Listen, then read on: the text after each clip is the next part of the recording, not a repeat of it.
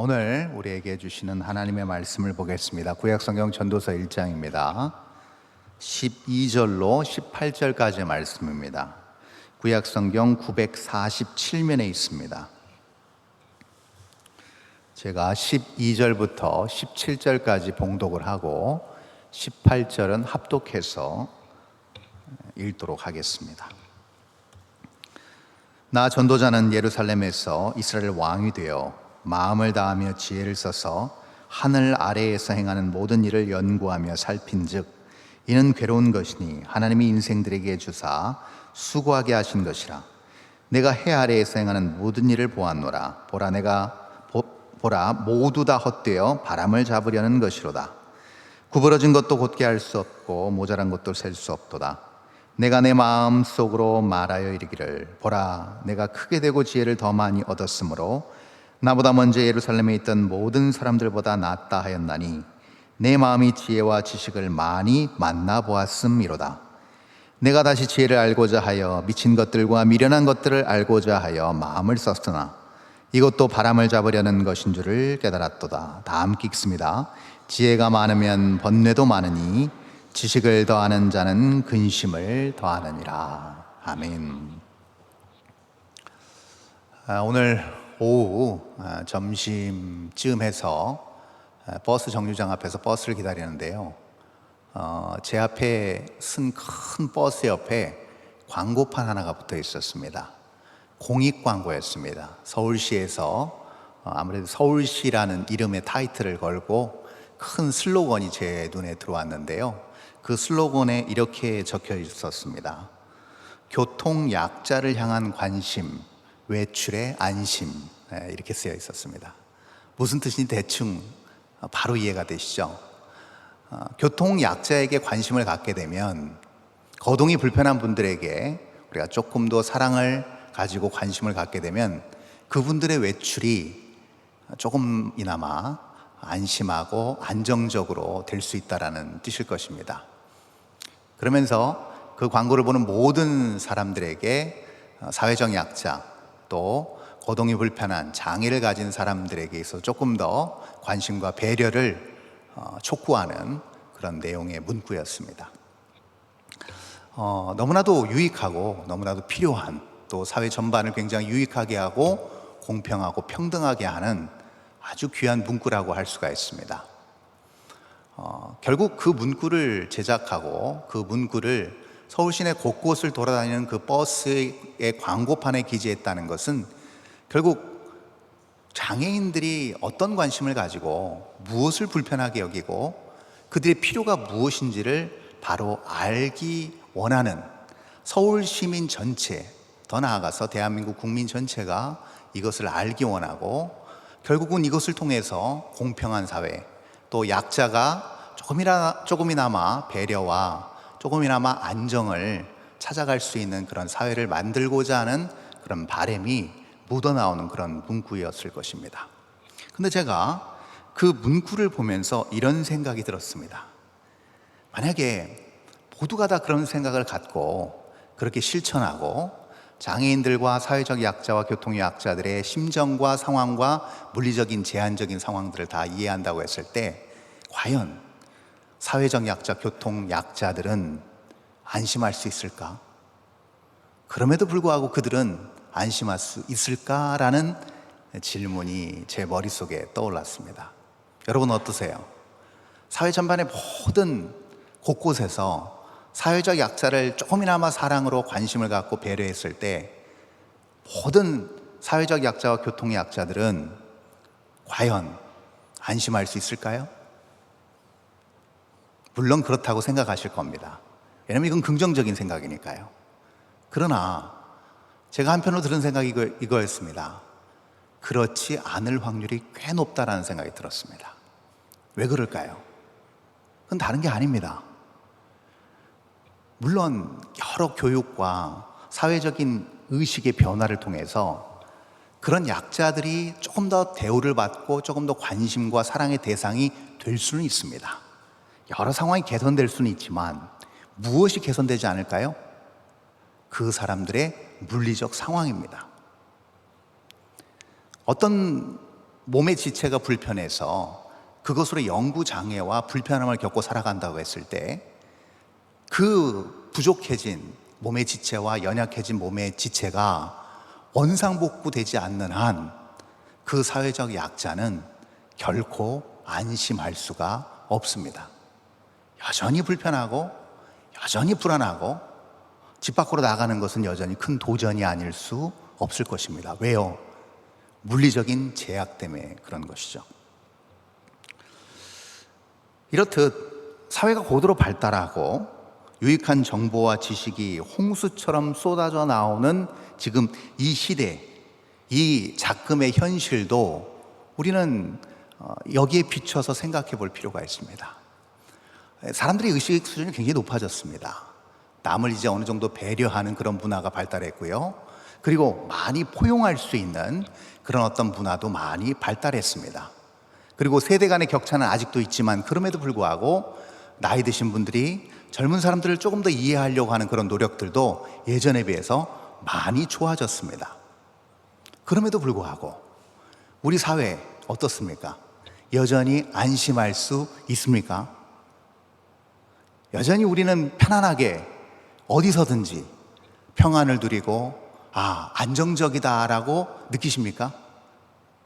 그렇지 않으실 겁니다.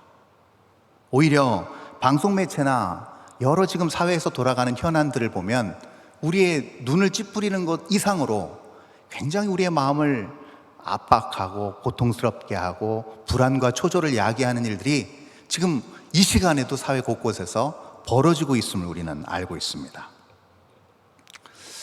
참 많은 정보, 많은 유익한 지식들, 이런 것들이 모든 영역에 다 있고 언제든지 마음만 먹으면 그것을 개선할 수 있는 모든 것들이 다 갖추어져 있음에도 불구하고 왜 안 되는 것일까? 왜 세상은 변하지 않는 것일까? 아니, 오히려 왜 더 힘들어져만 가는 것일까? 라는 의문을 우리는 가질 수밖에 없습니다. 오늘 본문을 기록한 이 지혜의 아이콘이었던 다윗의 아들 예루살렘의 왕의 고뇌도 이와 아주 유사합니다. 오늘 본문 13절, 14절을 보면 그의 고뇌가 절절히 묻어나오는 것을 우리는 알 수가 있습니다. 우리 본문 13절, 14절 한번 볼까요? 자, 이렇게 나타나 있죠. 제가 읽습니다. 마음을 다하며 지혜를 써서 하늘 아래에서 행하는 모든 일을 연구하며 살핀즉 이는 괴로운 것이니 하나님이 인생들에게 주사 수고하게 하신 것이라. 14절 내가 해 아래에서 행하는 모든 일을 보았노라. 보라 모두 다 헛되어 바람을 잡으려는 것이로다. 자, 이 마지막 참 그의 고뇌가 여실히 배어있는 저 부분, 모두 다 헛되어 바람을 잡으려는 것이로다. 그의 참 한숨 어린 한탄이 배어져 있는 것을 우리가 확인할 수가 있습니다. 여러분, 13절을 통해서 우리가 알 수 있는 게 뭐냐면 정말 이 왕이 열심히 노력했음을 알 수 있습니다. 그가 받은 지혜가 있었습니다. 그의 어떤 탁월함이 있었습니다. 그리고 이 지금 13절에서 엿볼 수 있는 그의 애민정신 또한 우리는 볼 수가 있습니다. 어떻게 하면 나라를 더 잘 통치할 수 있을까? 어떻게 하면 내 휘하에 있는 이 나라의 백성들이 안정되게 안심하면서 태평 천국을 누릴 수 있을까? 여기에 대해서 굉장한 고심과 노력과 모든 자원을 쏟아부었음을 우리는 오늘 본문 서두에서 볼 수가 있습니다. 그런데 너무나 안타까운 사실은 무엇이냐면 인류 역사상 전무후무한 이 지혜를 가졌던 이 왕이 결국은 그 지혜가 오히려 패착이 되어서 허무하게 모든 것을 바람을 잡는 것 같이 포기해버리고 한숨을 내쉬고 있는 안타까운 그런 모습을 우리는 만나게 되는 것이죠. 그렇다면 무엇이 문제일까? 지혜도 있었고 이 지혜를 바탕으로 열심히 무엇인가를 세우고 노력하고 애썼지만 아무리 잡으려고 노력을 하고 무엇인가 세우려고 노력을 했지만 잡히는 것은 없고 보여지는 것은 공허함 뿐이었음을 우리는 여기서 보게 되는 것이죠. 무엇이 문제였을까요? 어떤 문제가 결국 이 왕을 이렇게 허무하게 만들었을까요? 여러분, 이것은요 이렇게 생각해 보면 됩니다. 여러분, 우리에게 쌓인 지식과 노하우와 이 경험은요, 보통 개념의 틀 안에서 작동됩니다. 자, 이게 무슨 말이냐면요, 쉽게 말하면 이겁니다. 자, 한반도 밖으로 나가보지 않은 해외여행을 한 번도 해보지 않은 분이 이제 휴가철을 맞이해서 어디로 간다고 지금 계획을 세우고 있어요? 지구 반대편, 그것도 남반구에 있는 브라질로 간답니다. 자, 그런데 오하노 목사가 브라질에 대해서 알고 브라질에서 자랐고 공부했기 때문에 오하노 목사님이 주신 정보를 바탕으로 내가 브라질에 가서 여행을 한다면 이해가 됩니다. 그렇죠? 그 지식과 지혜와 정보를 바탕으로 나는 갈 수가 있는 겁니다. 근데 그런 연고가 전혀 없이, 그런 어떤 정보나 지식과 지혜가 전혀 없이 한 번도 해외여행을 해보지 않은 사람이 지구 반대편에 브라질을 간다고 했을 때 우리는 뭐라고 그 사람을 정의할 수 있을까요? 개념 없다라고 정의합니다. 맞죠? 네. 경험도 없어요, 정보도 없어요, 그리고 문화와 언어도 몰라요. 근데 무턱대고 아무 준비도 없이 비행기 티켓만 끊고 간다. 개념 없음이 되는 것이죠. 마치 이것과 같다고 할 수 있겠습니다. 여러분, 인간의 지혜는, 다시 말해서 인간의 지식이라는 건 무엇인가 하면요, 마치 이거예요. 여러분, 옛날에는 쌀가게에서 뭐가 있었어요? 돛박이 있었습니다. 그렇죠? 그 돛박에서 딱 퍼가지고 쌀을 풍성하게 이렇게 쌓아놓죠. 채워놓죠. 근데 그 돛박을 어디다 부어서 한 대를 만듭니까? 평미래라고 들어보셨어요? 아세요? 평미래? 생소하실 겁니다. 그렇죠? 요만한 컵 같은 한 되가 정확하게 되는 부피의 컵을 갖다가 붓습니다. 그리고 그게 넘치면 어떻게 돼요? 나머지는 다 깎아버립니다, 손으로. 그리고 정확하게 그 되에 들어간 한 되의 쌀을 한 되 값을 받고 고객에게 줍니다. 여러분, 마치 이것과 같다는 것이죠. 마치 쌀가게에 쓰는 평미래와 같이 정확하게 한 되만이 정확하게 한 정보, 한 되가 되는 것입니다. 통념적인 개념의 틀, 견고한 그 통념의 개념의 틀만을 사람들은 지식으로 인정해요. 이것을 또 다른 말로 뭐라고 표현하면 상식이라고 표현합니다. 그 상식, 개념, 이런 말들이라는 것이죠. 그래서 이것은 정확하게 어떤 그런 틀 안에서만 작동이 됩니다. 그래서 사람들은요, 그 틀을 벗어난 것은 유효한 지혜로 여기지 않아요. 그건 뭐라고 얘기해요? 망상이라고 얘기합니다. 신화라고 얘기합니다. 그냥 너의 믿음이라고 얘기합니다. 환상이라고 얘기합니다. 이루어질 수 없는 꿈이라고만 얘기합니다. 참 지혜로 받아들여지지 않는다는 것이죠. 자, 그렇다면 이 사람들의 지혜, 사람들의 지식, 이 사람들의 정보는, 자, 제가 조금 그림 언어로 입체적으로 표현하면 이렇습니다. 이것은 명사입니까? 동사입니까? 그러면 명사예요? 동사예요? 딱 정해진, 변하지 않는 명사죠. 지식은 변하지 않는 명사입니다. 정확하게 그겁니다. 1 더하기 1은 2, 그겁니다. 정보, 정확한 정보죠, 그것이. 그런데 여러분, 문제가 있습니다. 그것은 무엇이냐면 그 지식이 난무하는 이 세상은 명사예요? 동사예요? 동사입니다. 여기서 괴리감이 오는 겁니다.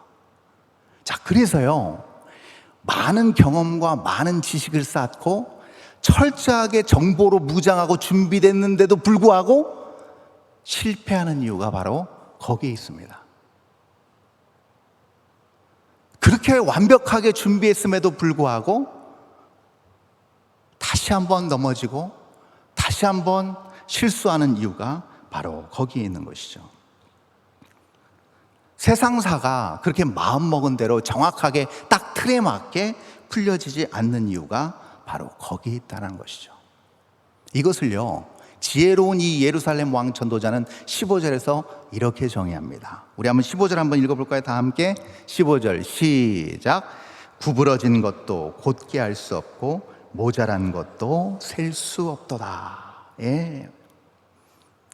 여러분, 살아 움직이는 듯한 역동적인 이 동사적 세계에서 어떻게 죽은 듯한 명사적 정보와 지식이 감히 이 변화무쌍하고 수많은 운동력이 있는 이 세상사를 평가할 수 있겠어요?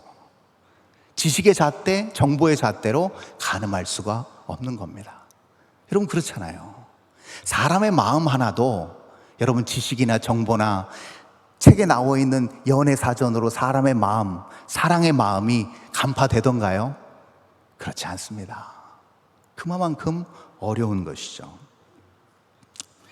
그러므로 아무리 완벽한 지식과 지혜와 그리고 충분한 경험을 바탕으로 검증된 법률, 규율, 제도가 존재해도 여전히 그래서 세상은 그럼에도 불구하고 안심할 수 없고 안전하지 않고 안정되지 않은 이유가 바로 거기에 있습니다. 그렇다면 그 이유가 뭘까? 이 괴리감 때문에 나타나는 여러 불이익들, 고통들, 아픔들, 눈물들, 이런 이질감들, 왜 이런 것이 자꾸 생기는 것일까? 왜 아무리 많은 사람들이 세상을 좋게 만들려고 노력해봐도 여전히 이런 어떤 큰 격차 때문에 점점 세상은 사람들이 원하는 방향으로 가지 못하는 이 이유는 무엇일까? 그것이 바로 오늘 본문 17절에 나와 있습니다. 17절 제가 읽습니다.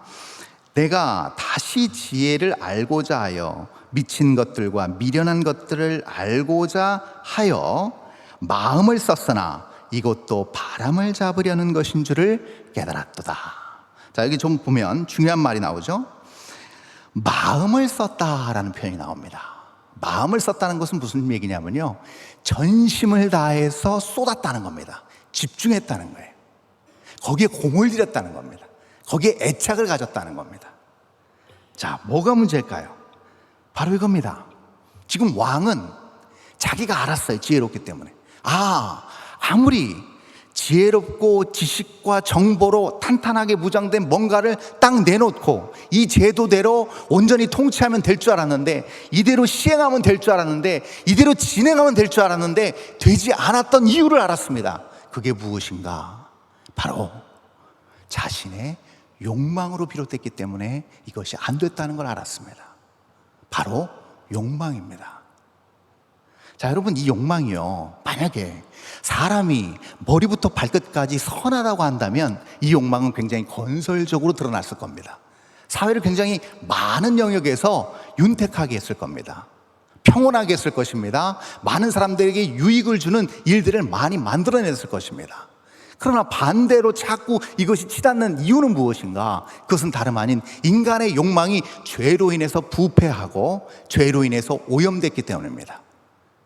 그래서 이러한 욕망이 결국은 사람을 힘들게 하고 사람을 복된 길로 가게 하기보다는 저주의 길로, 아픔의 길로, 눈물의 길로 가게 하는 그런 환경을 만들어버린다는 것이죠. 여기에 크나큰 문제점이 있습니다. 그래서 사람들은요, 좋은 일을 하기보다는 좋아하는 일을 좋아합니다. 하기를 좋아합니다. 바람직한 일을 하기보다는 바라는 일을 합니다. 그렇죠? 그리고 또 어떤 일을 좋아합니까? 좋은 일을 하기보다는 좋아하는 일을 합니다. 이것이 사람입니다. 그러다 보니까 욕망의 어떻게 보면 집합체라고 할 수 있습니다. 모든 사람들이 열심히 무엇인가를 하는 것 같지만 그것은 결국 욕망을 이루기 위한 수단과 방법에 지나지 않게 된다는 겁니다. 그러니 본문 18절의 말씀처럼 이런 현상이 나올 수밖에 없는 겁니다. 자, 18절 한번 마지막 절 한번 다 함께 읽어볼까요? 시작. 지혜가 많으면 번뇌도 많으니 지식을 더하는 자는 근심을 더하느니라. 너무나도 역설적인 표현을 썼습니다. 지혜가 많으면 당연히 마음이 편안해야 됩니다. 근심이 없어야 됩니다. 근데 지혜가 많고 정보가 많으면 많을수록 번뇌와 근심과 걱정이 많다라고 지금 전도자는 얘기합니다. 바로 그 이유 때문입니다. 머리로는 분명히 알고 있습니다. 무엇을 해야 되는지, 무엇이 바른 길인지, 무엇이 옳은 것인지, 무엇이 참으로 있어야 되는지를 머릿속에서는 알고 있습니다. 그러나 자신의 죄된 욕망이 그것을 이루지 못하는 것을 발견합니다. 여러분, 이것이 단순히 전도자의 모습일까요? 이 글을 기록한 전도자의 인생뿐일까요? 아닙니다. 우리도 역시 마찬가지입니다. 우리가 분명히 주님 앞에 받은 명령이 있습니다. 여기 저와 여러분 모두를 다 포함해서 하나님의 뜻을 저는 몰라요. 하나님의 계획을 알 수가 없습니다. 하나님이 뭘 좋아하시는지, 나를 통해서 무엇을 이루고자 하시는지 저는 모르겠습니다 라고 말할 수 있는 분이 계신가요? 아니요. 그렇지 않다면 여기 계시지 않으셨을 겁니다. 다 알고 계세요. 하나님의 뜻이 무엇이고 무엇이 성경적으로 바른 길인지를 저와 여러분 다 알고 있습니다. 그럼에도 불구하고 우리는 압니다. 분명히 알고 그것을 지식적으로 정보로 알고 있지만 결국 우리가 그것을 해내지 못하고 있다는 사실을 우리는 알고 있습니다. 그래서 하나님의 이 말씀 앞에, 하나님의 뜻 앞에 언제나 함량 부족한 상태로 있다는 사실을 우리는 잘 알고 있다는 것이죠. 머리로는 아는데, 의식적으로는 아는데 속절없이 매번 무너져 버리고 마는 우리의 모습을 오늘 본문은 잘 대변해주고 있습니다. 자, 그렇다면 이에 대한 해결 방법은 없는 것인가? 이렇게 그냥 마냥 하나님 저 부족하지요, 하나님 저 연약하지요, 저 죄인이지요, 그러니까 다시금 기회를 주십시오, 저희 부족한 죄를 용서해 주시고 다시금 힘을 주셔서 감당하게 해 주십시오. 물론 필요하고 반드시 이 기도, 이 바람 해야 됩니다. 그러나 하나님 앞에 서는 그날까지 매 순간 아무런 변화와 진보와 성장 없이 이것만을 반복한다? 여러분, 이건 문제가 있습니다. 이렇게 있을 수는 없습니다. 이대로 10년, 20년, 30년, 40년 계속 이렇게 무기력한 모습으로, 영적으로 무능한 모습으로 만약에 계속 있다고 한다면 여러분, 이거는 영적으로 우리에게 경고의 적신호가 계속 켜져 있는 것을 방치하는 것과 똑같은 형국입니다. 그렇다면 어떻게 우리는 이것을 개선해야 될까? 여러분, 여기에 대한 답을 성경은 아주 간단 명료하게 정의하고 있습니다. 우리 다 아는 말씀, 그것은 뭐예요? 우리가 더 이상 죄에 빠져서 죄인으로 살 수 없는 의인이기에 그 의인은 어떻게 살아야 된다? 무엇으로 말미암아 산다? 믿음으로 말미암아 산다. 이게 답입니다. 의인은 오직, 다른 게 아닌 오직 믿음으로 말미암아 산다가 답입니다. 자, 그럼 이렇게 되물을 거예요, 우리 스스로에게. 그럼 과연 나는 믿음으로 살고 있는가? 그럼 또 다른 질문, 믿음으로 산다는 건 결국 무엇인가? 내가 다 머리로 알고, 내가 다 주님의 그 귀한 말씀을 내가 다 마음속으로 깊이 받아들이고 믿고 있는데 이걸로 충분하지 않는가? 라고 우리는 되물으실 겁니다. 그것이 무엇일까요? 여러분, 히브리서 기자가 여기에 대해서 아주 정확하게, 간결하게 설명해 주고 있습니다. 그 유명한 히브리서 11장, 믿음장 서두입니다. 우리 한번 11장 1절을 한번 읽어볼까요? 시작. 믿음은 바라는 것들의 실상이요 보이지 않는 것들의 증거니. 너무나도 잘하는 말씀입니다. 자, 여러분 보십시오. 여기서 바라는 것들이라고 얘기합니다. 바라는 것들. 여기서 뭔가 떠오르는 게 있지 않으세요? 아까 이 지금 전도자도 얘기하는 게 뭐예요? 그토록 바랬다는 겁니다. 내가 마음을 썼다는 겁니다. 그리고 그 마음 쓴 만큼 문 결과물을 얻지 못했다는 거예요. 근데 그 결과가 왜 그렇다는 거예요? 그 원인이 무엇 때문이었다는 겁니까? 바로 그의 욕망 때문에. 욕망으로 빚어진 애씀과 욕망으로 빚어진 바람은 마치 아무것도 손에 쥐어지지 않는 허탈한 허무감만을 가져다 준다는 겁니다. 근데 지금 히브리서 11장의 이 서두의 1절의 말씀은 믿음은 바라는 것들의 뭐요? 실상이라고 얘기합니다. 즉 무슨 말이에요? 손에 잡혀지는 게 있다라는 겁니다. 이것을 뭘로 표현할 수 있을까요? 저는 두 글자로 정의합니다. 이것은요, 욕망이 아닌 소망입니다. 다시요. 손으로 정확하게 실상에 잡혀진다는 것은 뭐예요? 욕망이 아닌 뭐요? 소망입니다. 소망이 있을 때 그것은요, 정확하게, 완벽하게 손에 잡혀지는 실상으로 드러난다는 겁니다. 이것이 전혀 다른 개념입니다.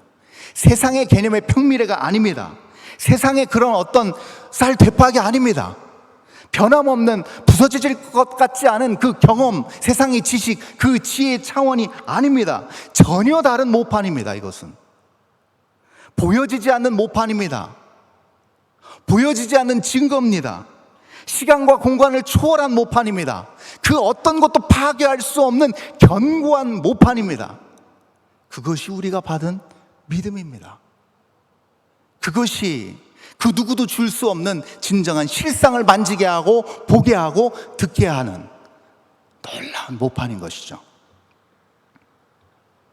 이 모판의 특징을 히브리서 기자가 3절에서 조금 더 자세히 언급하고 있습니다. 우리 한번 3절을 볼까요? 자, 3절 다 함께 읽습니다. 시작. 믿음으로 모든 세계가 하나님의 말씀으로 지어진 줄을 우리가 아나니 보이는 것은 나타난 것으로 말미암아 된 것이 아니니라. 아멘. 이렇게 표현하고 있습니다. 믿음으로 모든 세계가 하나님의 말씀으로 지어졌다고 얘기합니다. 자, 그럼 이 얘기는 무슨 얘기일까요? 명사도 아닌, 동사도 아닌 주어적 개념입니다. 주어적 개념입니다. 세상이 왜 이렇게 힘들다고 그랬습니까? 명사는 명사대로, 술렁이는 동사 안에서 각진 명사가 돌아다니니 물과 기름처럼 섞이지 않으니까 그 사이에서 사람들은 갈팡질팡합니다. 고통 가운데 힘들어합니다. 계획대로 되지 않으니까 울부짖습니다. 그것을 어떻게든 극복해 보려고 그 안에서 몸부림치면서 극복해 보려고 합니다. 그러나 지금 히브리서 기자는 뭐라고 얘기합니까? 그거 아니라는 거예요. 여러분, 동사나 명사는 무엇을 위해서 존재하는 품사입니까? 주어 하나를 위해서 존재합니다. 세상의 모든 지식과 지혜와 그리고 변화무쌍한 이 세상, 소망이 없어 보이는 이 세상이라 할지라도 이 세상이 존재하는 이유는 단 하나, 누구를 위한 것입니까? 하나님의 의, 하나님의 뜻, 하나님의 말씀을 위하여 존재한다는 겁니다. 여러분, 이것을 아는 게 믿음입니다. 이것을 관념적으로 그냥 막연하게 이해하는 것이 아니고 실제로 그 술렁거리는 삶의 한 복판에서 보는 겁니다. 그것을 감지하는 겁니다. 그게 믿음입니다. 그래서 믿음은 어떤 싸움인가? 무엇을 보느냐의 싸움입니다. 경제적 고통이 옵니다. 병마와 싸웁니다. 가정에 불화가 있습니다. 내가 속한 공동체가 갈등하고 분열하고 서로 힘들어합니다. 정신이 없습니다. 한 치 앞도 내다볼 수 없는 불안과 염려와 근심이 엄습하고 있습니다. 그때 그 와중에 무엇을 본다고요? 하나님의 말씀을 봅니다. 그 모든 것을 지지하고 있는 하나님의 능력을 봅니다. 하나님의 일하심을 봅니다. 하나님의 경륜을 봅니다. 믿음은 그 싸움입니다. 그러니 히브리서 기자가 이렇게 고백할 수밖에 없습니다. 그러므로 이런 사람들은 세상이 어떻게 하지 못한다? 감당하지 못하는 이유가 바로 거기에 있습니다. 믿음은 관점의 싸움입니다. 무엇을 보느냐가 믿음을, 그 결과를 판가름합니다. 그리고 그 결과는 하늘과 땅, 영원과 모든 이 세상의 우주 만물의 영역을 초월한 큰 차이를 만들어냅니다. 여러분, 그 어려움과 환난과 극심한 고통 가운데서 하나님이 보이기 시작하면요, 그때 어떤 현상이 나타나는지 아십니까? 그때부터는요, 그분의 세심한 그 오른손의 한 부분만 봐도요, 그때부터 우리는 그분의 뜻, 그분의 말씀, 그분의 지혜를 탐하기 시작합니다. 그리고 끊임없이 그분의 뜻이 무엇인지 갈급해하기 시작합니다. 그러면 어떻게 할까요? 모든 기도, 모든 예배, 모든 나의 신앙생활의 가장 영우순위인 최우선순위가 거기 올라가게 되고요. 그렇게 되면서 어떤 현상이 일어나는가? 결국은 내가 온전한 하나님의 말씀이 육신이 된 그분과 하나가 됩니다. 온전한 연합이 이루어집니다. 그러면 내가 그분 안에, 그분이 내 안에 거하게 되고요. 그분이 말씀하신 것처럼, 약속하신 것처럼 이제까지는 너희가 내 이름으로 아무것도 구하지 않았으나 이제 구하라. 그리하면 받으리라 라는 그 약속이 이루어집니다. 왜 도통 내 기도가 이루어지지 않을까요, 하나님? 왜 하나님은 깜깜무소식이십니까? 라고 얘기할 수가 없습니다. 이미 완전한 연합된 상황에서 하나님의 뜻이 무엇인지 분명히 하나님의 놀라운 지혜가 내 안에 충만히 들어와 있기에 이제 나의 기도와 나의 바람과 내가 하고 싶은 일은 그 어떤 것과 비교할 수 없을 만큼 확고히 정해져 있기 때문입니다. 그러면 그 일을 위해서 남겨진 그 인생을 뒤도 돌아보지 않고 쟁기도 무겁지만 나의 십자가도 무겁지만 뒤돌아보지 않고 달려갈 수 있게 되는 것입니다. 그러면 놀라운 현상이 일어납니다. 그럼 이제부터는요, 나의 소원은, 나의 소망은 이 세상의 상식, 이 세상의 현상, 이 세상의 어떤 견고한 어떤 명사적 틀 다 초월해서 반드시 이루어지게 될 줄 믿습니다. 다시요, 나의 소원은 반드시 이루어지게 될 줄 믿습니다. 이 세상의 견고한 지식과 개념의 모든 틀을 초월하여 그때는 하나님의 놀라운 약속하심 따라 만져지는, 생생하게 드러나는 실상으로 우리 앞에 아름다운 증거로 나타나게 되는 것입니다. 우리에게 주어진 단 한 번의 이 인생의 기회는 그렇게 아름답게 하나님 앞에 쓰여질 것이고요. 그 이유 때문에 하나님은 우리를 부르셨고 하나님의 놀라운 뜻과 계획이 우리의 평범해 보이는 삶 같지만 그 이면에 아름답게 투영되어 이 세상이 감당할 수 없는 생명의 빛으로 우뚝 서 우리가 속한 모든 곳들이 아름답게 살맛 나는 세상으로 뒤바뀌어지는 놀라운 역사를 꿈꾸며 나아가고 그것을 실상으로 온전히 드러낼 수 있는 우리 모두가 될 수 있기를 바랍니다. 기도하겠습니다.